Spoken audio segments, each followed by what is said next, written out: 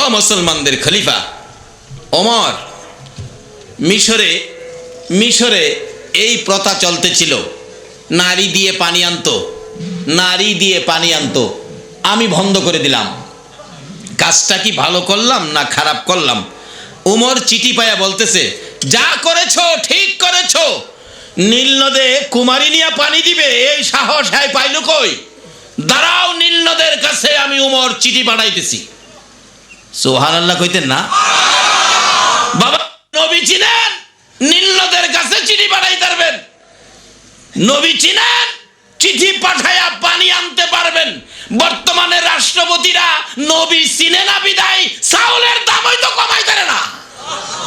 চিঠি লিখছে, চিঠি বিসমিল্লাহির রহমানির রহিম। কার নামে চিঠি লেখে? এখন তো মুসলমান এই রাস্তাটাও হারাইছে, এখন চিঠি লেখে। আগে তো সাদা কাগজে চিঠি লিখতো, মুরব্বীরা লিখছে বিসমিল্লাহির রহমানির রহিম, না হয়তো লিখছে এলাহি ভরসা। কি এলাহি ভরসা। আর ওখানে পেট বাইরিছে, পেট কিনা নিয়ে আইয়ে পেটের উপরে লেখা, রাউন্ড করে লেখা, তোমাকে ভুলি নাই। হ্যাঁ বলে ভুলে নাই, বলে বুলাইবো বাতি না, বুলাইবো, দেখছো না আইতাছে সামনে। মুসলমানদের নীতি ছিল চিঠি লেখলে উপরে কি লিখতে হবে? বাবারে ওয়াজটা কি বাড়িতে নিতে পারবেন?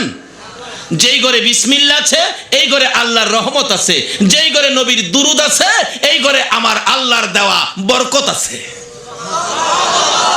বিসমিল্লাহির রহমানির রহিম। এ দরিয়ায় নীল আমি উমর চিঠি পাঠাইতেছি, চিঠি পাওয়া মাত্র তোর পানি প্রবাহিত হইতে হবে, না হয় কিন্তু খবর আছে। চিঠি পৌঁছে গেছে, গভর্নর সাহেব ডাকতেছেন, আসেন পানির ব্যবস্থা হয়েছে। হুজুর বলেন কি, কিভাবে? কুমারী দিবেন না? তাহলে কিসে পানি? এই যে কাগজের চিঠি। লোকজন তো আশ্চর্য হয়ে গেলেন, কাগজের চিঠিতে পানি আসবে, এটা কি কয় রে? কিন্তু চিঠিটা কার হাতে বলুন? উমরের হাতে। বলুন কার হাতে?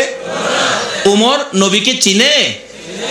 যে উমর নবীর শানে আপন পিতা, জন্মদাতা পিতা বেয়াদবি করার পর সঙ্গে সঙ্গে পিতার কল্লা কেটে দিয়েছে।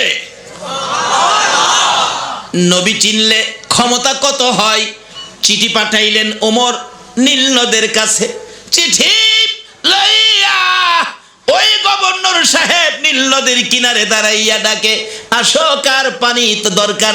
কিসের পানি নিবে তোমরা? আসো, পানিটা আনতে পারবেন? কিসের বিনিময় চিঠি?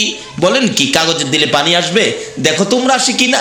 ওমরের হাতের লেখা চিঠি, ওই নবীর ভালোবাসার পার্সন ওমরের হাতের লেখা চিঠি।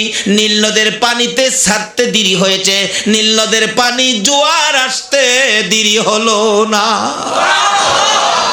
তাই আসুন বাবারা, নবী চিনি, নবীর পক্ষে যাই। যেই নবীর পক্ষে গিয়েছিলেন সর্বপ্রথম মা খাদিজাতুল কুবরা। আল্লাহু আকবার বলুন। মা গো, ও বোনেরা, তোমাদের ভাগ্য বেশি ভালো। সর্বপ্রথম এই নবীরে চিনেছে যারা, তারাই ছিলেন মহিলা। এই নবীর পক্ষে গিয়েছেন যারা, সর্বপ্রথম গিয়েছেন মা খাদিজা। লোক চাইছে ভালো, একজন লোক শুনলাম আবু তালিবের ভাতিজা একটা ভালো ছেলে নাকি, তাকে নিয়ে আসো। আবু তালিব আমার আপনার নবীকে নিয়ে গেছে, এই তো আমার ভাতিজা। খাদিজা নবীজির দিকে তাকায়া বারবার দেখে, এই কি আপনার ভাতিজা? তাহলে আপনার ভাতিজার লেখাপড়া কি? লেখাপড়া কি? নবীজির চাচা আবু তালিব কয়, আমার ভাতিজারে তো লেখাপড়া করতে দেখি নাই। চাচা ওই দেখে নাই, তার দেখবো কে? বাবা তো নাই। ওই আসলে নবী যে ভার্সিটির ছাত্র, এখানে তো কেউ যায় নাই, কি কন? নবীর ভার্সিটির নাম হলো জাবালে নূর। সুবহানাল্লাহ কন না? যে ভার্সিটির ছাত্র একজন শিক্ষক হলো লা ইলাহা ইল্লাল্লাহ, ছাত্র হলো মুহাম্মাদুর রাসূলুল্লাহ। এবার জিজ্ঞেস করেন খাদিজা, ও আবু তালিব, তোমার ভাতিজার লেখাপড়া কি? কয়, লেখাপড়া তো করতে আমি দেখি নাই। দেহ নাই? তাইলে তো ব্যবসা চালাইতে পারবে না। একটা কাজ করো, তোমার ভাতিজারে দাও বেড়া বকরি ছাগল চড়াক, তা পারবে? চাচা জিগায়, ভাতিজা পারবা? চাচা পারবো। খাদিজা কয় শুনেন, কিন্তু সাবধান, পাহাড়ে কিন্তু ভাগ ভর্তি। নবীজি কয় আপনি চিন্তা করেন না, বাঘে খাইতে পারবে না। বেড়া বকরি ছেড়ে দিয়ে লক্ষ্য রাখো, আমার নবী বেড়া বকরি দুম্বা ছেড়ে দিয়ে ঘুমায়া থাকে। কই লক্ষ্য রাখবো, ঘুমায়া থাকে। লোকেরা এসে খবর দেয়, খাদিজা গো এমন রাখাল রাখছো, বেড়া বকরি দুম্বার দিকে খবর নাই, ঘুমায়া থাকে। তাই নাকি? মা খাদিজা একদিন রওনা হলেন, দেখি কি করে ঘুমায়। যাইয়া দেখে বেড়া বকরি দুম্বা ছেড়ে দিয়ে আমার আপনার নবী ঘুমিয়েছে। বড় বড় অজগর সাপ এসে নবীজির মাথার উপর ফনা ধরে ছায়া দিতেছে। খাদিজা বলেন না না, এই রাখালের বকরি জংলার বাগে নিভে না। খাদিজা বাড়ির দিকে যায় আর ফিরা ফিরা চায়, এটা কেমন রাখাল রে? এই রাখাল তো সাধারণ কোনো মানুষ নয়। খাদিজা চিনে ফেলেছে। বেড়া বকরি দুম্বা নিয়ে বাড়িতে আসতে বলো আমার রাখালকে। আমার নবী দুপুর বেলায় বেড়া বকরি দুম্বা নিয়ে বাড়িতে রওনা হলে খাদিজা বাংলা রুমে বসে বসে দেখে, এটা কেমন রাখাল রে? যে রাখাল রৌদ্রের মধ্যে আসতেছিল, আকাশের মেঘের টুকরা এসে রাখালের উপর ছায়া দেয়। খাদিজা বলেন মাবুদ, মাবুদ রে, এটা কেমন রাখাল আমার বাড়িতে? নিশ্চয়ই উনি সাধারণ কোনো মানুষ নয়, নিশ্চয়ই কোনো মহামানব হবে। আসেন, আর বেড়া বকরি দুম্বা আপনাকে চড়াইতে হবে না, শুধু এই জায়গার মধ্যে 2 ঘন্টার ওয়াজ। এই জায়গায় কি ঘটনা ঘটেছে? আজকে এই নবীরে চিনি না, যারা চিনেছে তাদের জীবন ধন্য হয়েছে। বলুন খাদিজা, এই নবী চিনে জীবন ধন্য হয়েছে কিনা? সকল মুমিনের মা হয়ে গেলেন খাদিজা। খাদিজা ডাকতেছে, আর বেড়া বকরি দুম্বা আপনাকে চড়াইতে হবে না, আজকের থেকে ব্যবসার হিসাব কিতাব করবেন। অথচ আগে বলেছিল লেখাপড়া জানে কিনা, কিন্তু হিসাব কিতাব হাতে দিলে খাদিজা বলেন এত ব্যবসা হওয়া শুরু হলো। 10 বছরে যা ব্যবসা হয়, 1 বছরে এর চেয়ে বেশি ব্যবসা হয়। খাদিজা পাগল হয়ে গেলেন, এটা কেমন ব্যক্তি গো, এটা কেমন রাখাল গো, কেমন ব্যবসায়ী গো। বারবার খালি খাদিজা শিশু নবী, যুবক নবী, তরুণ নবীর দিকে তাকায়া তাকায়া থাকে। নবীজির বয়স 25-এ পৌঁছে গেলে খাদিজা তার আত্মীয় স্বজনকে ডেকে পরামর্শ করলেন, ও আমার আত্মীয় স্বজনেরা, বংশেরা, আমার গার্জিয়ানেরা, তোমরা আমার একটা কথা শোনো, আর সহ্য করতে পারি না গো, আমি খাদিজা রে মুহাম্মদের সাথে বিবাহ জুড়াইয়া দাও। এলাকার লোকজন বলে, আত্মীয় স্বজনেরা বলে, গার্জিয়ানেরা বলে, রে খাদিজা, এই ছেলেটা তো এতিম, নাই তার বাবা নাই রে, তার মা নাই, বাড়িঘর নাই, সয় সম্পত্তি নাই, তুমি এত বড় ধনাঢ্য ব্যক্তি, এত ধনী খাদিজা, তুমি একটা এতিম বাড়িঘর নাই গরিবের কাছে বিয়ে বসতে রাজি হইলা। খাদিজা বলেন, তোমরা দেখেছো গরিব, আমি যা দেখেছি তোমরা তা দেখো নাই। গরিব বলে বুঝি তোমরা আমাকে বিবাহ দিতে রাজি হইবা না?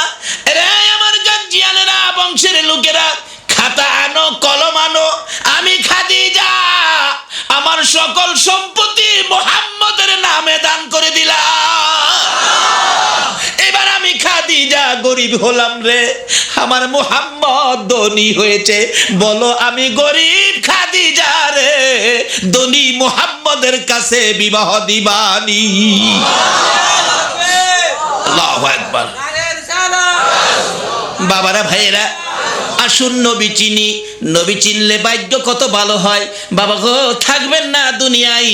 আগে যারা আসছিল বিদায় হয়ে গেছে, আমাদেরও যাওয়ার ভিসা আইসা পড়ছে। কবে জানি কার ভিসার মেয়াদ শেষ হয়ে যায়। কয় নবী মার করতেইছে, আমরাও মার করতেইছি। দেখে যুক্তি দেয়, আশ্চর্য। নবী মার করতে হয়েছে, নবীর বাবা ছিল, আমরাও মার করতে হয়েছি, বাবা ছিল। তে নবী তো আমাদের মতো নই।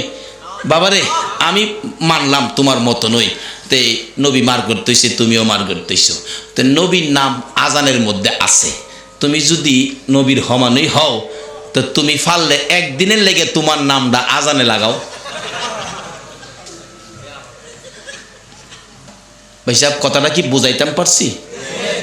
একদিনের লেগে যদি এই দেশের কোনো মৌলবীর নাম মুফতির নাম আজানও দেয়, পারবো দিত? নবীজি পায়খানা করলে শুধু পায়খানা কইলে বেয়াদব, কি বলতে হবে? পায়খানা। এই মুসলমান কও নাকি পায়খানা? এটা বানানো কথা নয়, কিতাব। মা আয়েশা সিদ্দিকা বলেন, আমি একদিন দেখি নবীজি পায়খানা মুবারক আদায় করে আসলে আমি আস্তে আস্তে গেলাম আল্লাহর বন্ধুর পায়খানা মুবারকের রংটা কি দেখার জন্য। গিয়া দেখলাম নাই তো, পায়খানা মুবারক কি আদায় করলো না, ঘুরে ঘুরে দেখি নাই তো। পরে ঘরে আইসে পড়ছে। আচ্ছা বলুন, মা আয়েশা সিদ্দিকা কেন গেছে? আমার নবীর কি বুঝতে বাকি আছে? নাকি আপনারা একজনে কয়ে দিলে নবী পারবো? ঘরে ঢুকলে নবীজিকে, আয়েশা কি ব্যাপার, কই গেছিলা? নবী গো গেছিলাম, গেছিলাম গেছিলাম। কই গেছিলা? কথা সাফায়ও না, কও। তুমি ভাববো না যে আমি নবী জানি না। নবী গো গেছিলাম, আপনি যে পায়খানা মোবারক সারছেন, আল্লাহর বন্ধুর পায়খানার রংটা কেমন আমি দেখতে গেছিলাম। মা আয়েশা দেখে আসলো, পাইলো না। নবীজি গাই দেখছো রংটা কেমন? হুজুর দেখি নাই তো। হুজুর আপনি কি পায়খানা মোবারক আদায় করেন নাই? করছি তো।